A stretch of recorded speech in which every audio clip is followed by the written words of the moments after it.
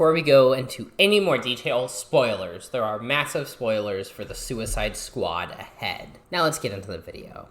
James Gunn's The Suicide Squad came out this weekend and proved itself fantastic. A beautiful blend of action, comedy, and emotion. The film feels a little like a sequel to and a little like a reboot of David Ayer's previous installment. I could spend all day raving about this movie, but I want to try something a little different. For this episode of Tears and Rain, we're going to take a very short look at one of the scenes in The Suicide Squad that makes the film shine. By happenstance or bias, this scene also involves my favorite character from the movie. I just woke up.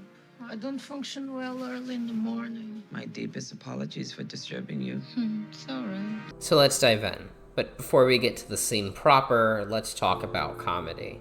Comedy is the release of tension. A great example in The Suicide Squad comes from the sequence where the squad sets out to rescue Rick Flag. It's a well-choreographed action sequence peppered with small gags, primarily Bloodsport and Peacemaker trying to one-up each other. Non-lethal. You lose. Exploding compression bullets. Comedy's release of tension helps punctuate dramatic sequences. Consider the very end of this rescue sequence. Bloodsport and his team successfully clear the camp of the men guarding it. They advance on the final tent, the one holding their objective and likely their greatest test. When they storm in, guns cocked, ready to save Flag. Are you drinking tea? All the tension bleeds out of the scene as expectations get subverted and we learn Flag wasn't captured by the enemy but rescued by resistance forces. Used well, comedy can prep an audience for what's to come. In this case, using the gag of the rebellion primes our minds for the next tense sequence as Task Force X infiltrates the city. But when used poorly, comedy can take the sincerity out of a scene. Let the tension out at the wrong time, and what should have been a moving moment becomes a farce. The scene that makes the Suicide Squad comes shortly after Flag's rescue. On the bus in the city, Ratcatcher 2 reflects on her childhood on the streets of Portugal with her father, a genius and addict. Her father gave Ratcatcher the equipment that allows her to control rats and as much love as he could. This scene also causes Bloodsport, our de facto protagonist, amid our ensemble, to reflect on his own childhood with a far more abusive father. One day he just locked me in a crate for 24 hours.